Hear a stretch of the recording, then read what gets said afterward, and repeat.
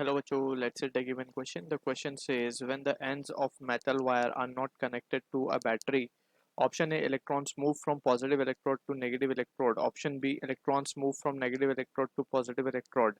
Option C electron moves in random directions. Option D proton move from positive to negative electrode. So इस question का जो key concept we need to understand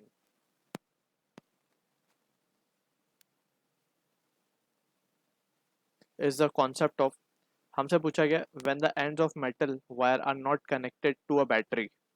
तो basically हमें बात करनी है charge inside conductor.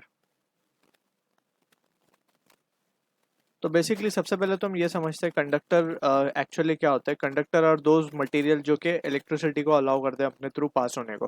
ठीक है, तो कंडक्टर के अंदर होते हैं बहुत सारे फ्री इलेक्ट्रॉन्स जो कि चार्ज को या फिर करंट को अलाउ करते हैं पास होना. ठीक है, तो ये फ्री इलेक्ट्रॉन्स अगर हम बात करें, लेट सपोज अगर हम थोड़ा सा जूम आउट सेक्शन देखें, लेट सपोज ये हमारा एक मेटल वायर है किसी मटेरियल कॉपर का, लेट से, तो इसमें बहुत सारे फ्री इलेक्ट्रॉन्स अवेलेबल होंगे. ठीक है, और इन सब का डायरेक्शन जो होगा वो बहुत रैंडम होगा.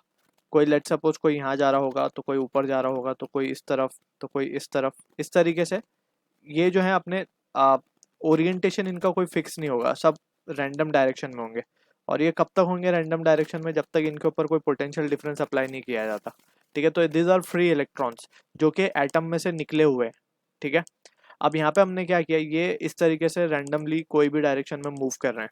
जैसे ही हम इसके ऊपर पोटेंशियल डिफरेंस अप्लाई करेंगे या फिर हम इसको सिंपल भाषा में अगर बोलें तो हम इसके ऊपर एक बैटरी सोर्स लगाएंगे.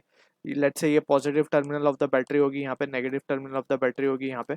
तो अब क्या होगा, अब इलेक्ट्रॉन्स जो है एक फोर्स को महसूस करेंगे और जिसकी वजह से they will try to align themself. और ये कुछ डायरेक्शन जो होगा ये कुछ अब इस तरीके से दिखाई देंगे after the application of battery या फिर after the application of potential difference. अब क्या होगा, सारे के सारे इलेक्ट्रॉन एक डायरेक्शन में अपने आप को अलाइन कर लेंगे इस तरीके से. जैसे हमने पोटेंशियल डिफरेंस अप्लाई किया तो सारे के सारे इलेक्ट्रॉन एक पर्टिकुलर डायरेक्शन में या पॉजिटिव डायरेक्शन में अपने आप को अलाइन करेंगे और दे स्टार्ट टू मूव. ठीक है, तो इस तरीके से करंट का जो डायरेक्शन होगा वो इस तरीके से होगा and the current will start to flow in the circuit. तो हमसे पूछा गया था क्वेश्चन में when the ends of a metal wire are not connected, यानी कि ये केस था वो नॉट कनेक्टेड वाला. नॉट कनेक्टेड, यहाँ पे हम ये बैटरी सोर्स फिलहाल हटा देते हैं सिंबल. ये नॉट कनेक्टेड है और ये वाला है connected to a battery source. ठीक है, तो देख सकते हैं हम दोनों में डिफरेंस. तो क्लियरली हम देख सकते हैं ऑप्शन सी जो होना चाहिए correct answer, electrons move in the random direction. ठीक है, तो option C will be the correct answer. क्यों इसमें फर्स्ट में बोला electron move from positive electrode to negative electrode, तो यहाँ पे एज सच कोई पोटेंशियल हमने अप्लाई ही नहीं किया है. ठीक है ना, so this option both can be discarded and protons cannot move. Actually protons are immobile because ये जो है protons कहाँ अवेलेबल होते हैं, ये अवेलेबल होते हैं न्यूक्लियस के अंदर. तो न्यूक्लियस ने बहुत स्ट्रॉन्ग फोर्स इनके ऊपर एक्सर्ट की हुई होती है ताकि ये बाउंड रहे अंदर. ठीक है ना, तो protons basically resides inside nucleus. ठीक है, it is the electron that constitute for the flow of electric current.